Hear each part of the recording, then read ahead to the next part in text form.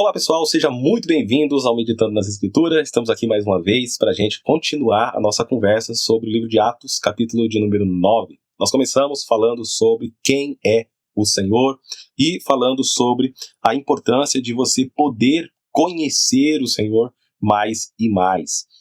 Esse texto do livro de Atos, capítulo de número 9, ele fala sobre a conversão do apóstolo Paulo. E algumas coisas aqui acontecem que nós podemos também tirar como lição. A primeira delas foi nós saber que nós devemos conhecer com quem estamos lidando, com quem estamos falando, quem é o Senhor da nossa vida. E hoje nós vamos falar sobre uma pergunta muito importante. O que o Senhor deseja que eu faça? E o versículo-chave que eu quero deixar aqui para vocês é o versículo 6 de Atos 9, que diz assim. Vou ler os 5 para você se contextualizar do que nós estamos falando. Ele perguntou: quem és tu, Senhor? E a resposta foi: eu sou Jesus a quem tu persegues. Aí o versículo 6. Mas levanta-te, entra na cidade, onde te dirão o que te convém fazer. Existem algumas versões, algumas bíblias que têm essa pergunta. Eu não saberia te dizer se essa pergunta ela existe aí no original. Mas, algumas versões existe essa pergunta. Mas quando nós lemos esse versículo, ela cabe aqui uma pergunta para nós como cristão fazer. E eu acredito que essa pergunta possa sim, talvez, ter sido feita pelo apóstolo Paulo, porque ele estava diante de algo muito superior a ele, com uma autoridade muito maior, aquilo foi sobrenatural para ele, e ele pode ter perguntado: o que você quer que eu faça? Né? Então essa pergunta, eu acredito que ela tem que ser feita por nós cristãos a partir do momento que nós conhecemos o Senhor. O que o Senhor deseja que eu faça?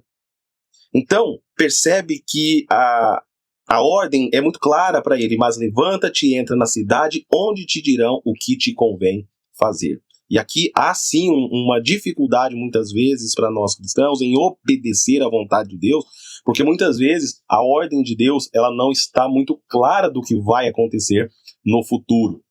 Então, Paulo ele entende aqui que ele deveria obedecer, e ele vai fazer exatamente como Jesus vai ordenar para ele. Então Jesus deu uma ordem clara para ele levantar, para ele sair do lugar de onde ele estava e ir para uma cidade que a partir daquele momento ele ia saber o que iria acontecer. Então nós estamos dispostos a obedecer a Cristo quando ele dá uma ordem para nós? Será que nós estamos fazendo? Você que é um cristão, será que você está obedecendo a Deus aquilo que ele deseja que você faça? Você está num relacionamento que ele projetou para a tua vida?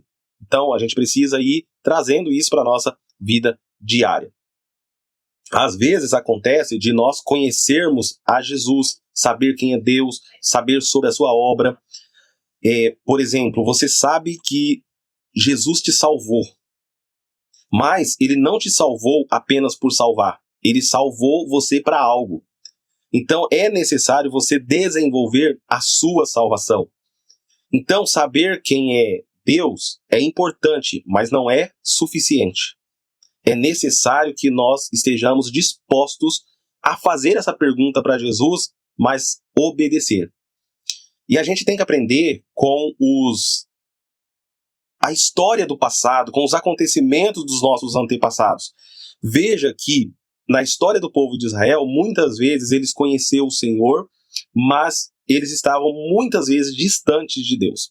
Se você olhar Êxodo capítulo 32, versículo de 1 a 6, você vai perceber ali o povo de Israel no deserto e os seus corações distantes do Senhor. Sabiam da sua obra, sabiam daquilo que Deus fazia, mas não estavam dispostos a obedecer. Então você precisa entender que saber sobre Deus não é o suficiente, mas é preciso obedecer para você caminhar com Ele. Então essa pergunta ela deve ser feita diariamente por nós. O que o Senhor deseja que eu faça hoje? Então a obediência ela começa com pequenos passos que você dá e Jesus gradualmente ele vai nos abençoando e vai mostrando a sua vontade para nós. Muitas vezes ela não é revelada claramente, né? Deus dá uma ordem para nós mas você vai vendo o resultado dessa ordem ao longo da sua caminhada com Deus. Então é necessário você dar os primeiros passos para que a gente consiga viver a vontade de Deus, ok? Que Deus abençoe a sua vida e até o nosso próximo encontro, onde continuaremos falando sobre esse assunto.